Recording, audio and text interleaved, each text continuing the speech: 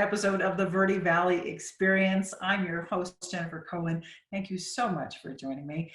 As the state of the world is these days, we're doing everything with our stay-at-home order. So this will be the Inside the Office series, where you will get to see inside the offices of all of our guests, including yours truly. Welcome to my office. It is an absolute pleasure to have you join us. I hope that you and your family are well, and we certainly appreciate you staying up with what's going on by tuning in to the Verde Valley Experience. Great show today. Lots of timely information for you. Our first guest today will be Susan Gage, PhD. She's the director of Cupertino Academy for Students with Autism. It is Autism Awareness Month. And of course, she's going to say how the school is responding to the COVID-19 pandemic, all the interesting programs that they have for you there, and lots of great information for parents of children that may have autism or have been diagnosed with autism, all the stuff going on there, all the resources for you. Really incredible woman doing incredible things at an incredible school. So you want to hear about that. Then we'll speak with Colleen Gilboy, the director of the Verde Valley Fairgrounds, about how they have responded to this stay-at-home order regarding the fair. Yes, our wonderful Verde Valley Fair. Well, they are working on an online auction so you can keep your social distancing and still buy those beautiful animals that those children have spent all year raising, specifically to auction off at the fair to help the FFA and all the other children's programs. And of course, the fundraising event for the fair, you know, there's a lot to talk about there. A lot of things getting worked out. Colleen's got it. No worries, it's Colleen, she's taking care of it. Then we'll speak with Michael Newcomb, the director of Manzanita Outreach. They have expanded their food sharing services to accommodate the stay-at-home guidelines, and they're doing an amazing job. It's really, really incredible the things that they can accomplish when our neighbors get together. Just amazing. So you hear all about that. Then we'll go on the road, courtesy of our sponsors at Acad and Verde Links, and meet with Sue Thu from Vitalant Blood Services. We're going to hear about how they've responded to the pandemic and the need for blood during this time, you know, how you can still get out and donate blood. It is safe. It is something that you need to do. So she'll tell you all about that. Then we'll have music from Ryan Biter, our favorite fun and funky and optimistic musician, Flagstaff's favorite son. He's still making it happen, albeit from his office at home, but he's still recording, still going, and we'll talk about his tour and all that stuff. So let's go ahead and get started the Live from the Office series of the Verde Valley Experience. Orkin has pest control down to a science. When your business chooses Orkin's Precision Protection Program, you get a tailored pest control program for your specific industry and environment. Your business can benefit from over a century of experience, training, and scientific knowledge that define the Orkin man. Maximum protection, minimum exposure, backed by one of the industry's most comprehensive guarantees. Choose your locally owned and operated Northern Arizona Orkin and get more than an exterminator. Get an expert. My first guest today is Susan Gage, PhD, and the director of Cupertino Academy for Students with Autism. Thank you so much for joining us, Susan. I appreciate you. Thank you for having me here today. Yeah, it's nice to see you. It's nice to see people. I gotta say, I love this new format. We're all feeling a little starved right now, but this is really, I see another face that's not in my family. This is very exciting. So there you go. Sure. Now, tell us a little bit about Cupertino Autism Academy, please. Okay, so Cupertino Autism Academy is a private school in the town of Cottonwood, Arizona. We're just east of Denny's. So we're on 260. I let people know where we're located so that if they want to come by and see the school, they have a good idea of where we're located. We offer an alternative educational setting to students who may not be successful in the public school system. Mm-hmm. Excellent. Yes, the public school system is definitely designed one way, and some students with special needs definitely need more accommodation and understanding. It's wonderful to have a school in our community that does that, because I see that a lot. Nobody has the same kid. Every kid is different, and there are different ways to teach things, you know, which is a wonderful thing that we've all learned. Thank you. That's true. And it is Autism Awareness Month. What does that mean for you guys? So autism Awareness Month was set up in the 70s by the Autism Society, the National Autism Society. It was to help bring awareness and information to the community about persons with autism, and to make sure that they had could reach their potential based on their uniqueness. And April has been the designated Autism Awareness Month for several years now. In 1910, the amount of students that were identified with autism, the ratio was 1 to 125. In 2020, that has been changed to 1 in 59 in the population. So you can see that it's become quite prevalent. It's called the autism spectrum. There's always a range of abilities for each young student and young adult. Autism impacts typically social skills, communication, and usually our students have hypersensitivity to a lot of sensory issues, and we help them work on that. But it is a range. You can have a child that has cognitive challenges, all the way up to a child who presents quite high and intelligent on the spectrum. So there's always a range, and we work very hard to address the uniqueness of each individual child. And we do that by providing one-on-one or one-on-two supports and services to our students with both a special education teacher and a paraprofessional working in tandem with the child. Wow, that's amazing, Susan. One-on-one, that's incredible. That's Yeah, well, usually that's kind of what's different than if we were in a public school setting, and I've been a public school director for many years, is that we can take and look at that as a different type of option for our students to try and help them become a little more successful, as to plug them in maybe to just, this is what we offer for students. This is our program. We try to make sure it's individualized to the unique needs of the children and not just say, this is the only program that we have to offer. So it creates some unique challenges for us as a private school, but we believe in the uniqueness of our students, and we are passionate about providing them the individual supports and services that they need. Wow. What types of classes do you offer at Cupertino? We offer a full academic spectrum. We offer academics. In some cases, we offer pre-academics. We offer academic content areas such as social skills, science. We offer PE. We offer art and music. So we offer a range of classes to meet the individual needs of our students.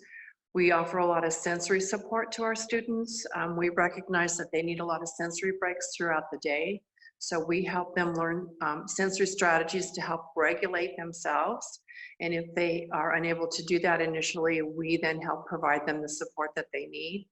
Those opportunities to take breaks throughout the day. In some cases, it's walking our track.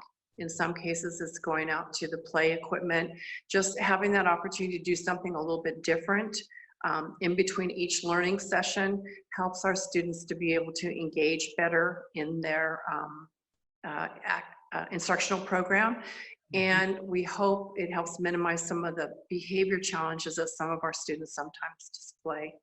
Mm-hmm. Certainly. That's amazing. Now, your students, what is the age range for your students? We currently are working with students that are in 5th and 6th grade all the way through high school. And then we also have students that are what we call post-secondary, which they've passed the age of 18. But with the federal laws that are in place across our country, our students can't go to school until they're 22. And when our students get older and through the high school range and the post-secondary range is when we start taking a look at what kind of vocational or employability skills do we need to help look at to help our students be successful if they're able to work a part-time job or volunteer part-time out in the community. And so they have a full spectrum of opportunities for their life, you know, not just come to school and then go home. Yeah, that's very different approach than most any other public school or in a lot of private schools. You know, you're aiming for the success of the person, you know, based on their abilities, working with them and creating a hopeful and bright future for them. So that must be so rewarding. It is rewarding. It's also challenging because each of our students is very unique. And we may take 2 steps forward and then have a couple days where the students are just not having good days, and they're not able to engage, and we need to give them a break. We need to help them self-regulate their behaviors and then try to start up again to see if we can continue to move forward. So every day's new. I always tell my staff the key is to being flexible, making sure that we don't have a predetermined kind of decision about where our kids are, but knowing that we're going to move our students forward, and it's just going to take us a little more time than possibly a typical student in a typical public educational setting. Sure. Now, how have all the changes recently with, everyone being home and things like that, how's that hit the school? Well, that's had a big impact, as it has many of my colleagues. I know other folks who run private schools and also our public school systems in the Verde Valley. We are doing online instruction with our students. We spent the first 2 weeks that we were closed, that was mandated by Ducey, looking into what our options are. And like most of the other school districts and my colleagues, we are looking at Google Chat and Google Classroom. In some cases, we're doing FaceTime with our students. The challenge, of course, is while I have a teacher who's available 4 hours a day to 5 hours a day to work with our students, we have to give them breaks. So we look at separating out the times throughout the course of the day to see how they can manage that and self-regulate their engagement behavior. But of course, the challenge is we need an adult at home that can help the child. And most typically, it's falling to the parent, like it is for all our other families in the community and all the other school districts across the state. Mom and dad have to kind of step up and help because the kids are home. And most of the moms and dads are home because of, the stay-in-place protections that we put in place across the state. So it does make it challenging. I have an excellent teacher who has a master's degree, Patricia Bryant, in special education. She's highly skilled in understanding how to make the breaks work for the students. She may work with a student maybe 10, 15, 20 minutes and then let that student take a break with their family while she then works with another student online. So we kind of pass that around like that, because you can't work all day. Yeah. And there's just no way that that's going to work. And we have to be respectful of that. Our students need those sensory breaks and those opportunities just to kind of, I would say, relax, get up and walk around, do something a little bit different. Yeah. Probably no different than a neurotypical kid, because they're not working 4 or 5 hours a day straight either. That's just too much. Yeah. So we're all going through a period of adjustment. How do we make this work? How are we sensitive to the unique needs of our students? And how do we try to continue them on the path of engagement in their instructional program that's unique to their needs? That's true. Definitely. Yep. Now, I do know that you are part of the Arizona tax credit program, that if we wanted to donate to the school to assist you in what you're doing and keep the funding available for you, that we can do that. Any year that we choose, we can support the school that way. Yes, so if a family wanted to come to our program, because we do, we do have a tuition requirement because we are a private school, we'll look at Arizona tax credits to see if what we have available. We have scholarship funds available that we can offer to our students, and we also look at getting them connected to the Arizona Empowerment Scholarship. We have a person who specializes in those strategies. Highly gifted in understanding what the needs are and working with families, and she will set up individual meetings with families to see how to meet their needs financially the best that they can. Very nice. So what's the first step for a family with a child with autism? The first step that I would recommend, if I got a call from a parent who was not particularly happy with their program or maybe what it looked like at their school, is to try and work closely with the school setting that they're in and ask for, it's called an individualized education plan meeting. It's called an IEP meeting. It's through that meeting that the team comes together and starts to look at what are the needs of the students. If they can get to the point of requesting that the student be placed in a private school, which we have several students that have done that. That's through the IEP process. In that case, the school district would then provide the funding to have that child come, recognizing that the uniqueness and the particular challenges of the child are probably too much for the public school to address, so a private setting may be a better option. We limit our enrollment to 12 students, so we think we're able to kind of, again, look at the uniqueness of each individual child, hire appropriate staff to support them, and then help move them forward. But we'll work in tandem with that family because we recognize a private school is different than public. Public school, you go, you show up every day. Private school, there is a tuition requirement. But we're very sensitive to that with our students, and we work very closely with our families to help them get the financial support that they may need. Okay. That's good to know, Susan. Thank you so much for joining us today. If you have some questions, you can go to cupertinoaz.org, or you can call 928-212-1262. Thank you so much. We'll Thanks, be right Jennifer. back. with Verde Have a Valley. great day. Don't Thank go you. away. Orkin has pest control down to a science. When your business chooses Orkin's Precision Protection Program, you get a tailored pest control program for your specific industry and environment. Your business can benefit from over a century of experience, training, and scientific knowledge that define the Orkin man. Maximum protection, minimum exposure, backed by one of the industry's most comprehensive guarantees. Choose your locally owned and operated Northern Arizona Orkin and get more than an exterminator. Get an expert. And welcome back to the Verde Valley Experience, the Inside the Office edition. Now we have with us the director of the Verde Valley Fairgrounds, Colleen Gilboy. Hello, Colleen. Hello, hello. So nice to see your face. Thank you. I'm glad to be here. Excellent. Okay, so wow, I know that the events around the world have affected Cottonwood like no other because the fair. Tell us about what's going on with the fair this year. So, like the rest of the state, we have had to cancel our on-site fair. And that means no rides this year. That means no food vendors, no arts and crafts, no quilts, none of the fun stuff that we are known for. So you cannot blame the wind on the Verde Valley Fair this year because it's not my fault. And so we are having to figure out how to have a livestock show and sale without kids on the property. Wow, that's heartbreaking. I am so sorry. Thank you. I didn't realize the logistics until this has been coming down.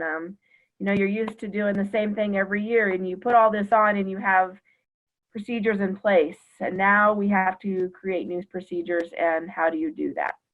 Yeah, right. Do you have a team working 24/7? How are you managing that? Right. Well, we're doing a lot of Zoom meetings just like this, and doing our social distancing. At the fairgrounds, it's easy to social distance because there's a lot of man, but we still don't want to put people in the same place. So a lot of Zoom meetings. We have 10 on the livestock committee plus 3 extra superintendents. So they literally meet on a daily basis on what the next step is, So last night they finally said we're not going to have a live show, that it's not, the CDC is not allowing more than 10 people. If the governor pulls the lift, it's 2 days before the livestock show. Well, that's not enough time. So, and how many people would come? So now we've shifted over and we're trying to figure out what a virtual show looks like, what a virtual auction looks like, and how our kids can get through this event. You know, you're talking kids 9, 10, 11 years old that have looked forward to this for years, and we're trying to figure it out. You know, we don't have that procedure in place that we've always done. Right, for sure. Do you have animals on property at this time? No, we don't. The kids house the animals at their home, and so we don't have that. But things that you have to think about is weighing in. If you're going to sell an animal for auction, you weigh it. Well, if you can't have more than 10 people here, how do you weigh 150 animals for an auction? So it's, you know, the fun stuff. Yeah.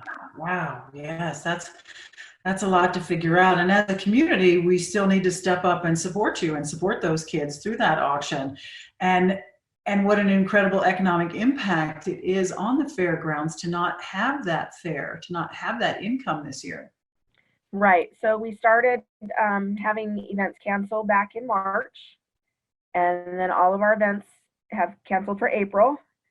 And most of them have postponed their event. They have moved them out June, September next year, come the events. So then you talk fair, you cannot keep a market steer for an extra 3 months. You can't do that. That's not what you do. So we have to figure out how to do this virtual livestock auction from a distance, and then still get those animals in here and weighed and all of that. Wow. Well, you are no stranger to very difficult logistics. I've known you for years. I've seen you in action, and you are amazing. So I have full faith that you can do this with grace and ease. Oh, thank you. But know that I'm really feeling for you, and I know that the community is feeling for you as well. And how we're just going to miss the fair. I mean, the fair is the event for the year that we all look forward to. So it's such a family tradition to come to the fair, whether you have an animal or not. You know, this is, kids take pictures with their family members. You know, you got a turkey leg, and you know, like on the news we had for a few. There's traditions that we're just not going to have, and we're very blessed here at the Verde Valley Fair because we are a nonprofit. We're not run by the city or the county, and so we don't have that. I don't want to say deep pockets, but that backup. So we are very cautious with our funds, and so but this community supports us. And our concern this year is our kids. We are very sad not to have all of our stuff, but our concern is these kids that have worked some over a year, 14 months already on a project, and it's not going to happen in 3 weeks. So that's what we're trying to work on right now. There's the livestock committee, like I said, that's 10 people, 13 people total working every day on just how do you deal with weigh-in? How do you deal with an auction? How do you deal with buyers? How do you get them registered? Those little details that we take for granted, that you just grab that sheet of paper, you don't have that now. right. Wow. Yeah. Jeez. My brain hurts now just thinking about all that. That's okay. I'm going to have you come over and help. That's what I'm going to do. Okay, good. I want to be part of the weigh-in. I want to do that. I'll get to see everybody. That would be great. Awesome. Oh my gosh. So is there anything the community can do to help support the fair through this time? I mean, of course, participate in the auction, but is there anything else? You know, you are our heart here in the Verde Valley, the fairgrounds, the fair, the activities all year round. What can the community do at this point to help you through this little bumpy time? Well, let's keep supporting local. I mean, that's really what we need to do, is we need to support our small businesses because they're who support us. And so continuing to shop locally, support locally, and not giving up, giving of your time, volunteering. This is a great time when we come out of this. We've experienced some great family time. Let's volunteer. Let's get out there. Let's help the neighbor's yard. Let's paint something and just be really involved in our community. You know, that's what's going to keep us going. As the fairgrounds, we continue to try and do some events once this lifts to bring the community in. I can't bring in the carnival because I'm not in the route. You don't want to ride rides in Arizona in May and June because you wouldn't be able to sit on them. You know, that wouldn't be a fun day. So let's try and think of other things that we can do as a community. We've talked about an ice cream social. We've talked about maybe a dance for the high school kids. You know, they didn't get to have prom. Let's talk about these things. And as a community, they can support. Again, it's the kids. I keep coming back to that. If we do a prom for kids, let's support those kids. Let's figure that out. Good. That's great, Colleen. Thank you so much for what you do. There is a big place in heaven and a little saint placard waiting for you. Don't go anytime soon, but when you do, that's there for you. Gosh. Okay, so let's keep an eye on vvfair.org, right? To keep an eye on there for information.com, vvfair.com, to keep an eye on what's going on with this auction. We will. All right. Thank you, Colleen. I really appreciate you joining us. Thank you for having me. All right, be well. Thank you. We'll be right back with more of the Verde Valley Experience, so don't go away. Orkin has pest control down to a science. When your business chooses Orkin's Precision Protection Program, you get a tailored pest control program for your specific industry and environment. Your business can benefit from over a century of experience, training, and scientific knowledge that define the Orkin man. Maximum protection, minimum exposure, backed by one of the industry's most comprehensive guarantees. Choose your locally owned and operated Northern Arizona Orkin and get more than an exterminator. Get an expert. And welcome back to the Verde Valley Experience. We're now going to talk with Mike Newcomb. He is Executive Director of Manzanita Outreach Program. We're going to talk about what's going on now. So Mike, how have you been doing? I've been doing good, Jen. It's been crazy. The whole COVID-19 experience has been had a real impact on not just our organization, but all the others, service providers in our community. Yeah. Right. Yeah, but it's huge for you when you think at these wonderful food sharing events that you do with all these people gathered around and all these beautiful food boxes being handed out. That's not happening right now. How are you doing this differently? Yeah, so we immediately converted to a drive-through format. So we actually load the food in our neighbors' back of their cars in their trunk. And so it's drive-through, and we, like last weekend, we had over 800 cars come through. Wow. Yeah. So the other things we changed is within our warehouse where we do our sorting and packing of our food. Mm-hmm. We have flexible conveyors that stretch out so we can do the social distancing. And I actually hired a staff of people to help us do that. So many of our volunteers were, in the age range where they need to be really careful. So we kind of made the leap to bring on some younger people that were unemployed as a result of what's happened. And they're happy to have a job, and we're happy to have them, and they're awesome. Nice. Our volunteers do still facilitate the actual food share itself. Okay. Yeah. Okay, excellent. And being what you said about your volunteers being in that zone of the folks who needed to take the greatest care during this pandemic, how are you on volunteers at the moment? We are great with volunteers. This is such an amazing community. We've had just an outpouring of people coming forward and asking to volunteer. We're really staffed well. We really are, and have a surplus that we could call upon if need be, but feel really comfortable with that. Yeah. Nice. That's really wonderful to hear and to look at you, Mike, to see your face on the screen. You look calm. You look like, I got this. And that's really rare right now. I didn't feel that way, a 3 weeks ago. And I was just telling my wife, just a few days ago, that I finally have a kind of a sense of peace about what we are doing and what all the food assistance providers are doing in the Verde Valley. They're all doing awesome. And we're working very closely together just to make sure everybody has enough food to eat. Yeah, for sure. Now, these drive-through food sharing services, how are they happening? Are they the same schedule that you've been following? No. So we kind of consolidated and expanded at the same time. But basically now what we are doing with Manzanita Outreach is every Friday evening from 5 to 7 over behind Verde Valley Christian Church on 6th Street. We have our drive-through event. And then the next morning, every Saturday morning from 9 to noon, we do it again. We were in Camp Verde and a lot of the other different communities. And again, we worked with the other food assistance providers like Bread of Life Mission and Camp Verde, and they kind of filled that hole that we left in Camp Verde. So we kind of divided and conquered and expanded what we're doing at Cottonwood, and they've expanded what they do in Camp Verde. Sedona Community Food Bank has expanded. Also, everyone's converted to a drive-through that we work closely with. We feel like that's the only safe way to do this. It's brilliant. And I can imagine that the need is going to become greater and greater every day as more and more people are COVID-19 casualties and losing their jobs. Yeah. This You know, is going and to be more interesting.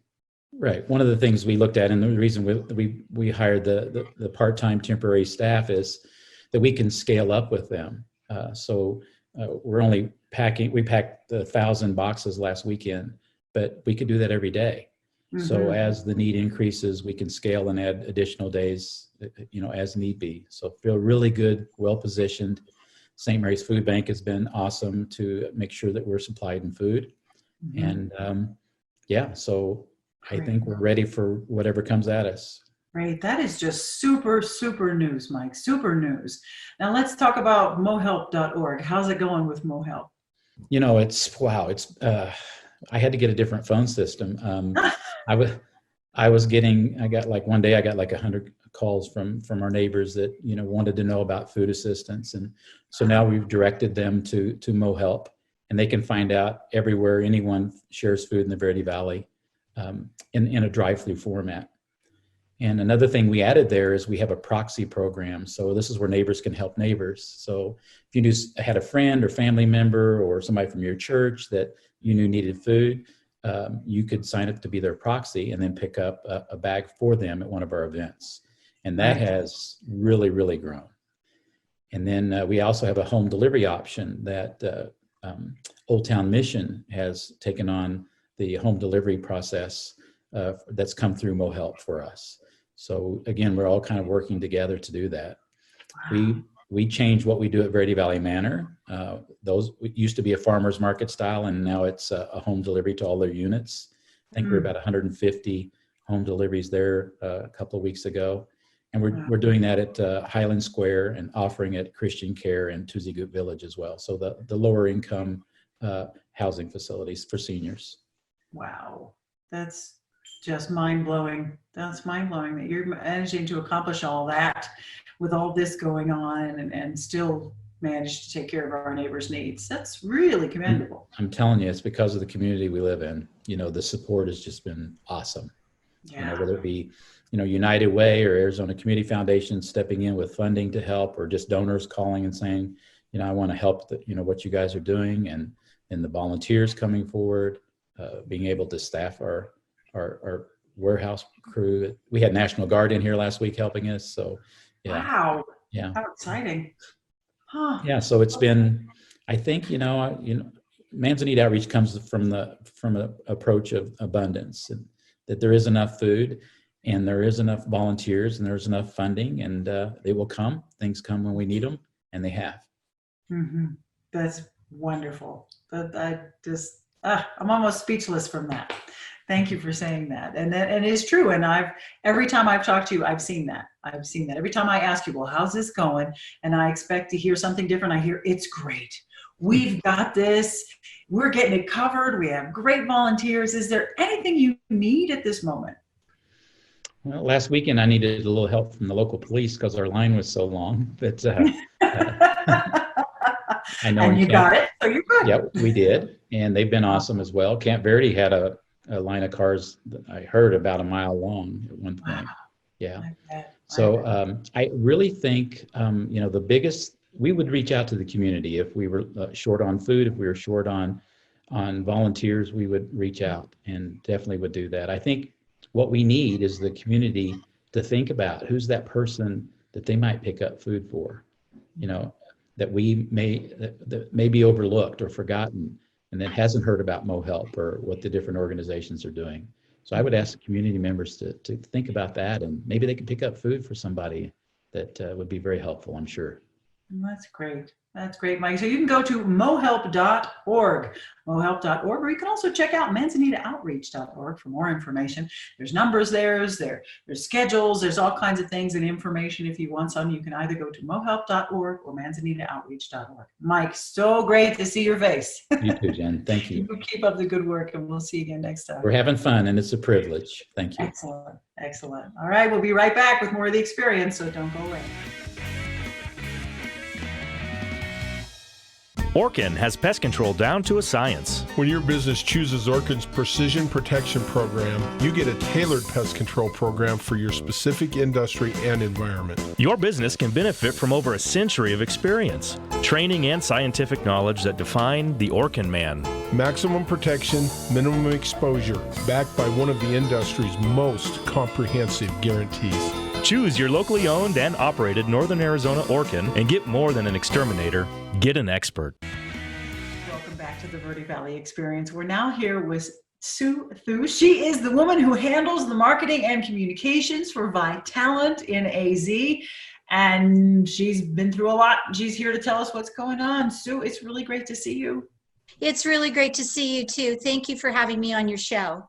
Absolutely. I cannot think of what Vitalant's been going through with all the social distancing and the stay-at-home orders and the cancellations, this astronomical amount of blood that has not been donated in the past number of weeks. How is Vitalant dealing with that?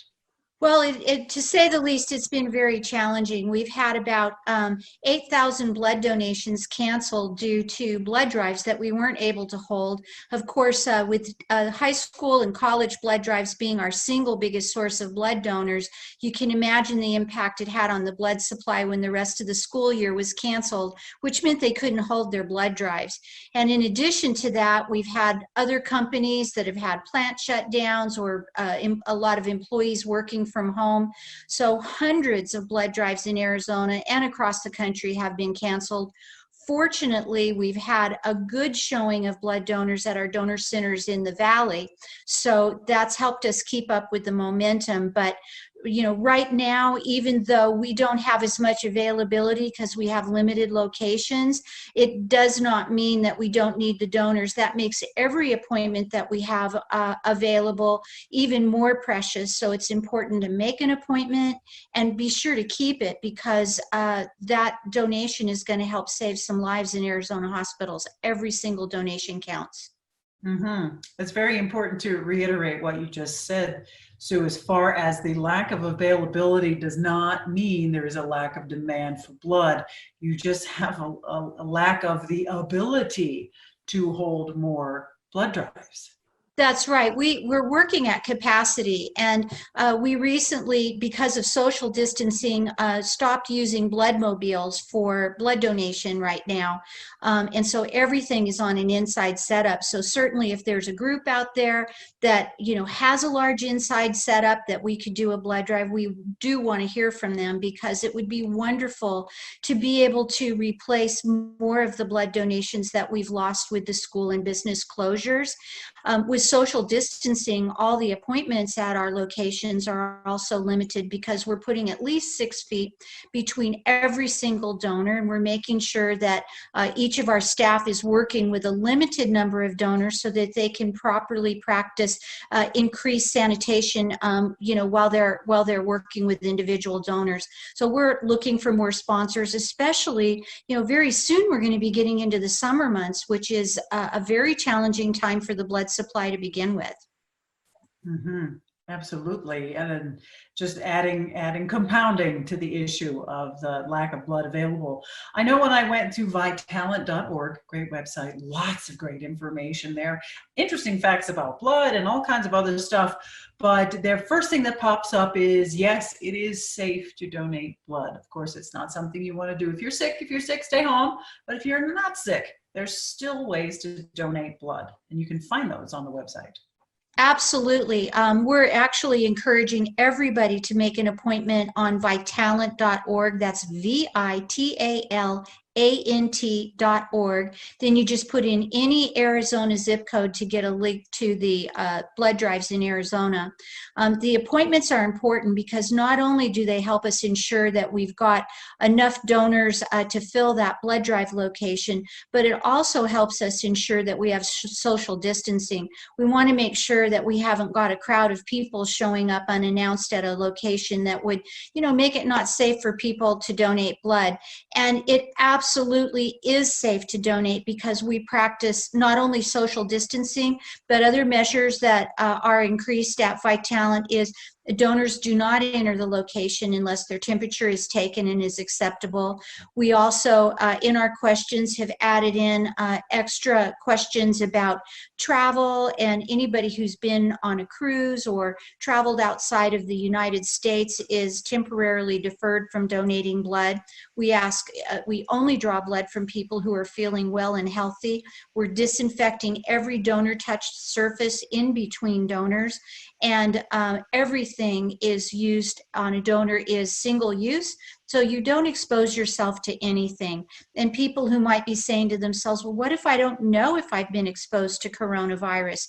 Coronavirus is not transfused through blood. It is a respiratory infection, so you don't put your patients at risk by donating if you should be asymptomatic. Our biggest concern is that we just don't want people who are symptomatic to come to our donor centers in the first place to expose other donors or staff. And we don't want to take blood from people who aren't healthy, which could inhibit their ability to heal if they were sick. So all the precautions are taken. It's safe to donate. It's safe to receive. And there are hundreds of patients out there every single day who are in need of life-saving transfusions. I mean, just because coronavirus is here doesn't mean we don't have trauma patients, accident victims, people with blood disorders, cancer patients. All these people are dependent upon you and me to give blood. Yes, absolutely. That's something we should not forget, regardless of what is going on in the world, and remember to do our part. And you've made it easy and safe for us to do so, so we can contribute to keep because there's always an overwhelming demand for blood on a normal day. And today is not a normal day. And to meet those demands with all that's going on in the world right now is pretty challenging.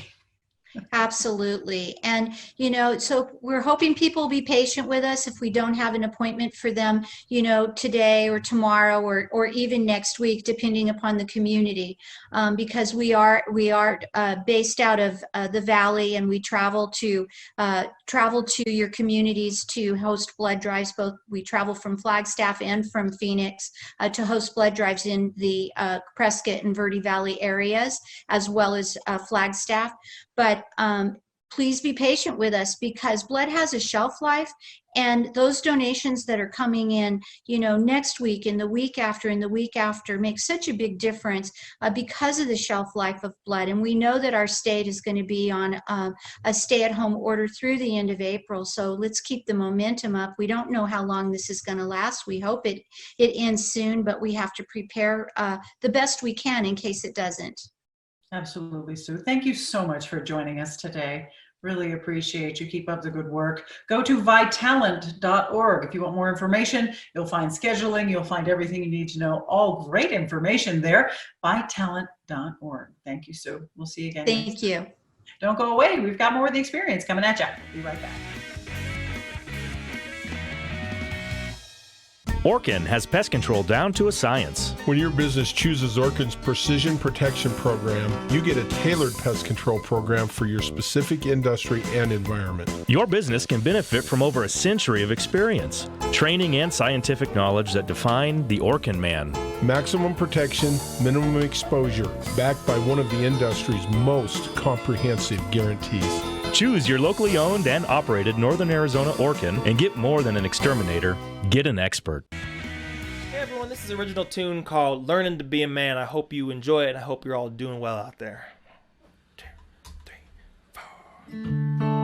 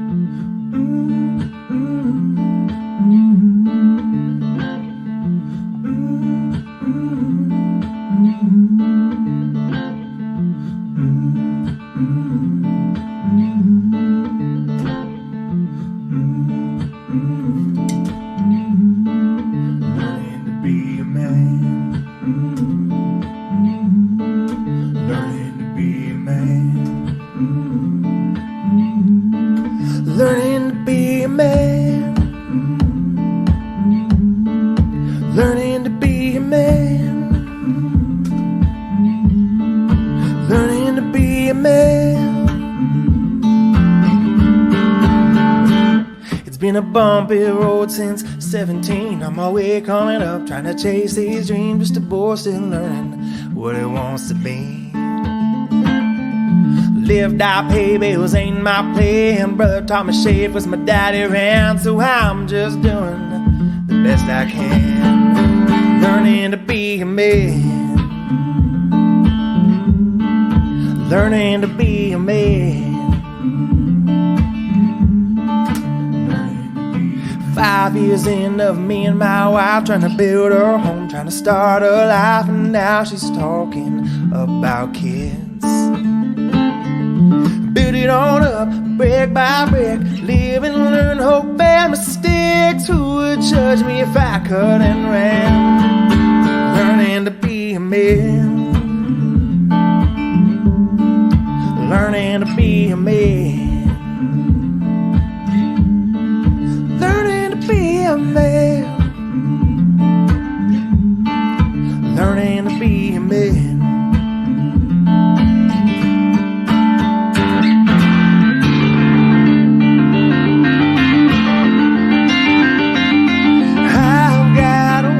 Shot to do this right. I've got one shot to do this right. I've got one shot to do this right.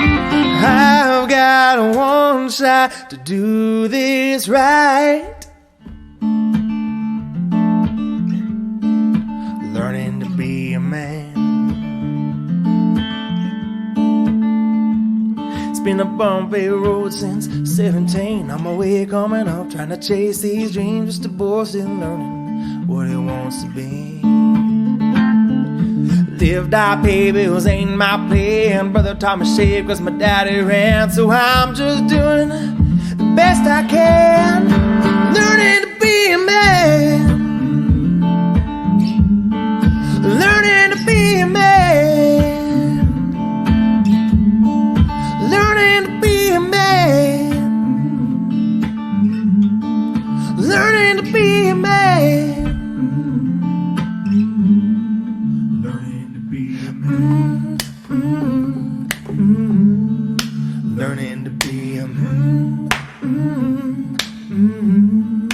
learning to be a man, learning to be a man, learning to be a learning to be a learning to be a man.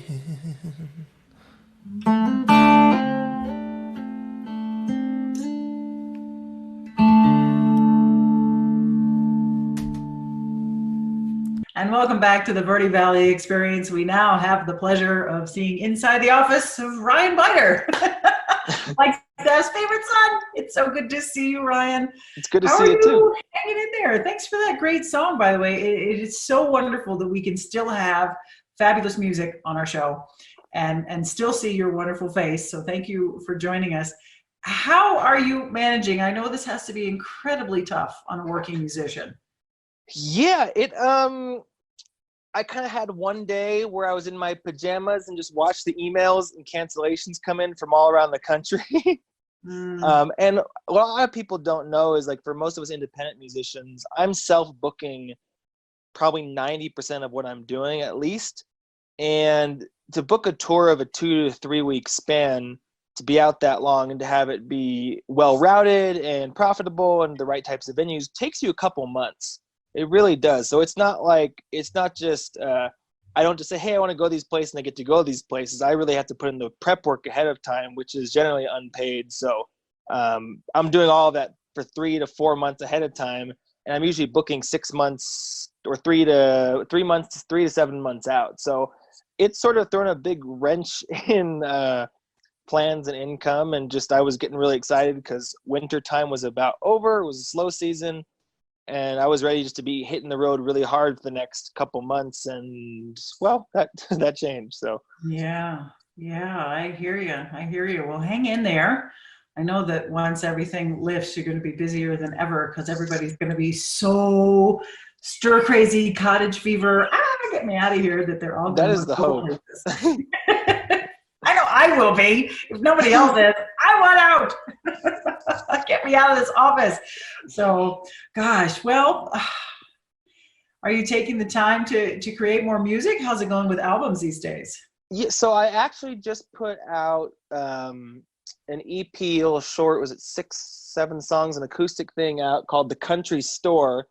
And it's just me, a couple co-written songs with some friends of mine and different co-writers from around the country. Most of them, about 3 of them, with a friend of mine named Brian Newman, who's a songwriter out of Tucson.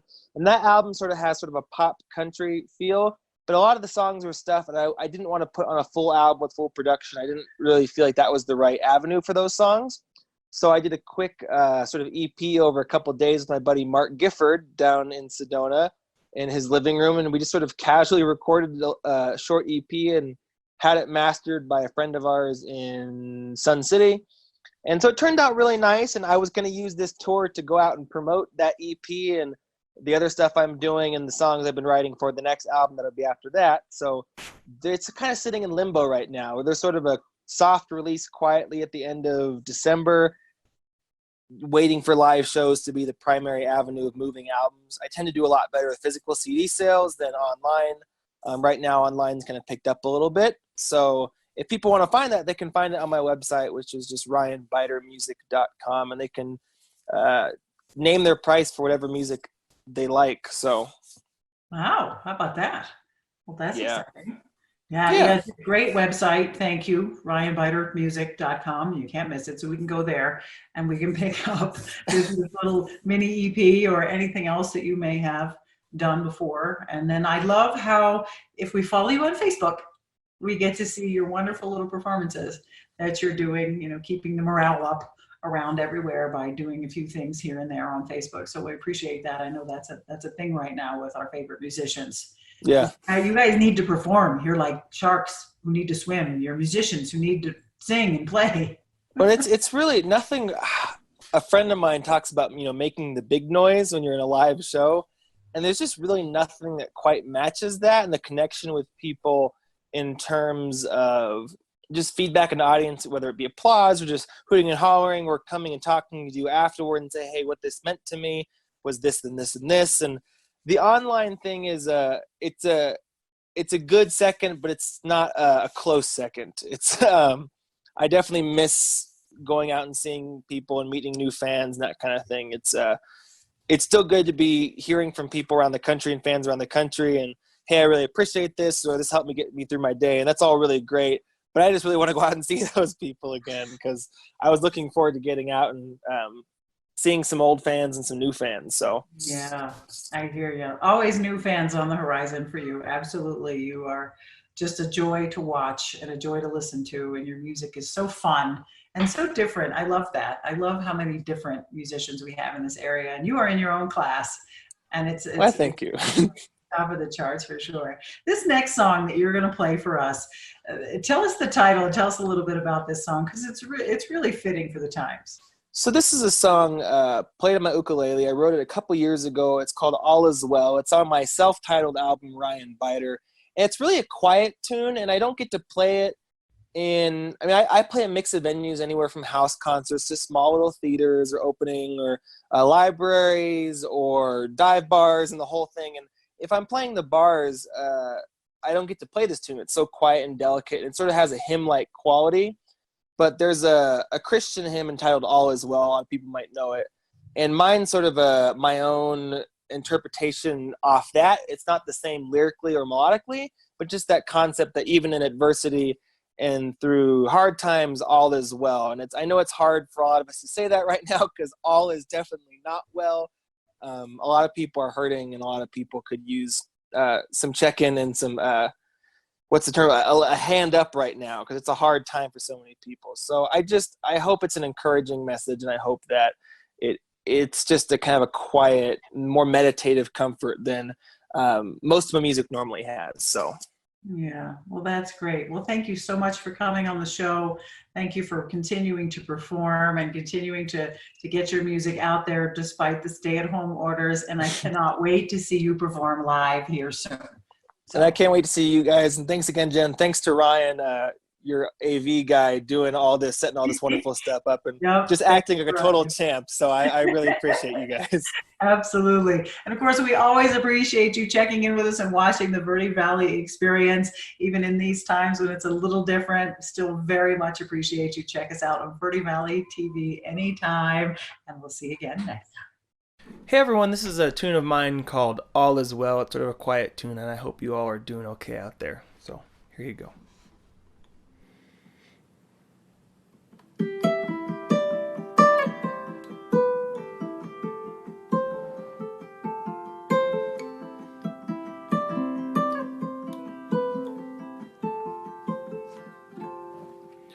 My heart is open and my mouth is closed. Pain and fear, no, I don't need those. Sunset, sunrise, seeing this world with my own two eyes, it's tough, but it is good. All is well. All is well. All is well with my soul, with my soul, with my soul, with my soul. I'm gonna wake up early, gonna eat good food, I'm gonna spread this love, that's what I'll do for you and for me. I will love my neighbor, I will lend a hand, I will make this earth a sacred land for me and for you. All is well. All is well. All is well with my soul.